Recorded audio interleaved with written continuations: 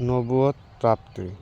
খাদিজার প্রতি বিবাহ বন্ধনে আবদ্ধ হওয়ার পর হযরত নিজের খাওয়া ও পরার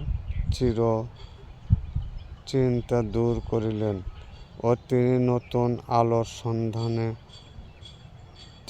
দিন রাত চিন্তা মগ্ন থাকিতেন। তিনি মাঝে মাঝে হেরা পর্বতের গুহায় যাইয়া আল্লাহর উপাসনায় মুগ্ধ হইতেন। এমনকি কোনো দিন তিনি ৩-৪ দিনও বাড়ি ফিরতেন না। বিবি খাদিজাও ইহাতে বাধা প্রদান করিতেন না, বরং সাহায্য করিতেন। এমনকি কোনো দিন স্বামীর সহিত ৩-৪ দিনেও খাদ্য সংগ্রহ করিয়া দিতেন। এভাবেই দিন চালিতে লাগিল। হযরত মুহাম্মদ নতুন লোকের সন্ধানে দিন দিন মত্ত হইতে লাগিলেন। হেরা পর্বতের গুহায় ধ্যানে মগ্ন থাকা কালে একদিন হযরত জিবরাইল আলাইহিস সালাম আসিয়া হযরতকে বলিলেন, পাঠ করুন। মুহাম্মদ উত্তরে বলিলেন, আমি তো পড়িতে জানি না। জিবরাইল আলাইহিস সালাম তাহাকে তখন জোরে আলিঙ্গন করিয়া ছাড়িয়া দিয়া বলিলেন, পাঠ করুন। মুহাম্মদ পুনরায় উত্তর করিলেন, আমি তো পড়িতে জানি না। এইভাবে হযরত জিবরাইল ৩ বার তাহাকে পাঠ করিতে আহ্বান করিলেন ও ৩ বার আলিঙ্গন করিয়া ছাড়িয়া দিয়া সূরা ইকরা বিসমির ১ হইতে ৫ পর্যন্ত সমূহ পাঠ করিলেন। ইহা দ্বারাই নবুয়ত আরম্ভ হইল এবং এই সূরার ১ হইতে ৫ আয়াতই সর্বপ্রথম ওহী। অতঃপর হযরত জিবরাইল আলাইহিস সালাম চলিয়া যান। নবী তখন অজ্ঞান অবস্থায় তথায় পড়িয়া রহিলেন। কিছুক্ষণ পর তাঁহার কিছু হুঁশ হইলে তিনি কাঁপিতে কাঁপিতে বিবি খাদিজার নিকট যান। বিবি নবীকে এমনত অবস্থায় দেখিয়া তাড়াতাড়ি একখানা কম্বল দ্বারা ঢাকিয়া রাখেন। বহুক্ষণ পর সুস্থ হইলে বিবি জিজ্ঞাসা করিয়া যাবতীয় সংবাদ অবগত হইয়া তাহাকে নানাভাবে সান্ত্বনা দান করিলেন।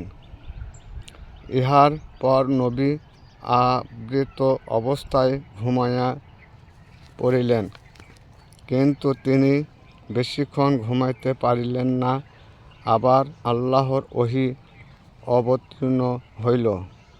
এই অবস্থায় এই ঘটনার কিছুদিন পর হযরত জিবরাইল আসিয়া নবীকে নামাজ শিক্ষা দিয়া গেলেন।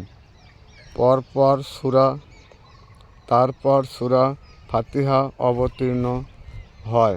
নামাজ শিক্ষা গ্রহণের পর মুহাম্মদ সাল্লাল্লাহু আলাইহি সাল্লাম রীতিমতো নামাজ পড়া শুরু করিলেন।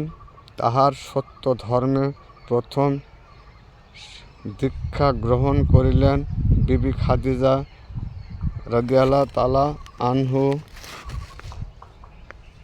তিনি তাহার প্রথম শিষ্য।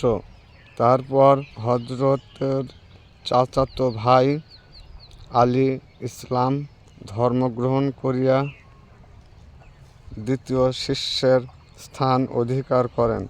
তারপর নবীর পালিত পুত্র যায়েদ, হযরত আবু বকর সিদ্দিক, হযরত ওসমান ও হযরত আব্বাস প্রভৃতি ক্রমে সত্য ধর্মে দীক্ষা গ্রহণ করেন।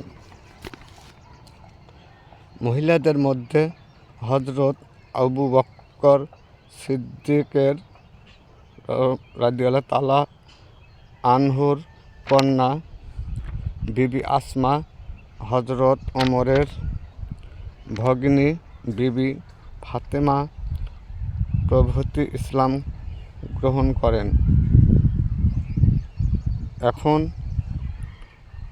এখন আর নবী তাহার ধর্ম প্রচার গোপন রাখিলেন না। তিনি এইবার প্রকাশ্য অবস্থায় সকলকে তাহার ধর্মের সুসিম্বল আয়াতে সমবেত হইবার জন্য আহ্বান করিলেন। ইহাতে মক্কায়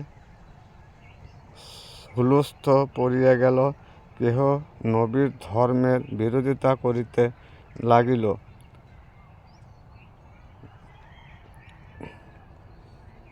আবার কেহ স্বেচ্ছায় নবীর নিকট আসিয়া কালিমা পাঠ করিয়া মুসলমান হইতে লাগিল। তন্মধ্যে যাহারা ধর্মের বিরোধিতা করিল, তাহাদের মধ্যে আবু জাহেল ও আবু লাহাবকেই অন্যতম বলা যায়। দিন দিনেই উভয় পক্ষে সংঘর্ষ বাধিতে লাগিল, কিন্তু তবুও নবী দীক্ষিত মুসলমানগণ নিরাশ হইলেন না। তাহারা সকল সংঘর্ষের মোকাবেলা করিতে লাগিলেন আর শহীদ হইতে লাগিলেন। সর্বপ্রথম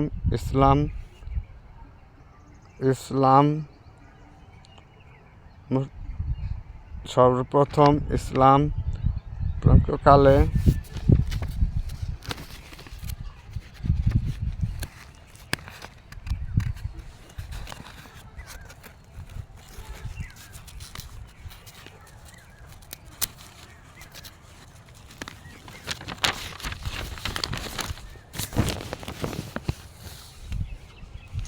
কালে যাহারা অগ্রে শহীদ হইয়াছিলেন, তাহাদের মধ্যে হারিস ও নারীদের মধ্যে সুমাইয়ার নামই অগ্রে উল্লেখ করিতে হয়।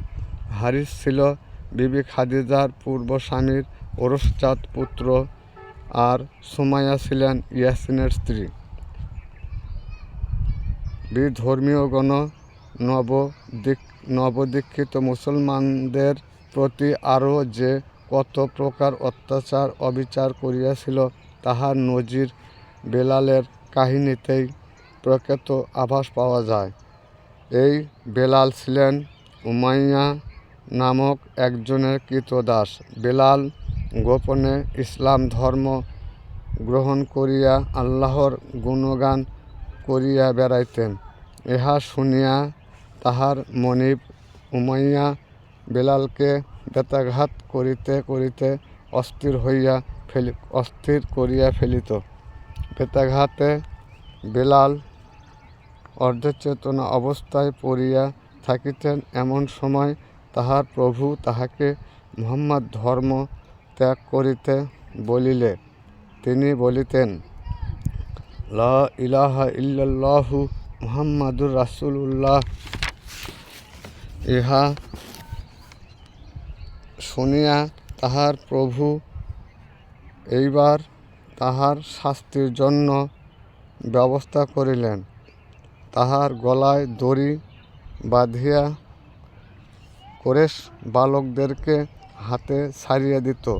কুরাইশ বালকগণ তখন তাহাকে গলায় দড়ি ধরিয়া টানিয়া খেলা করিত।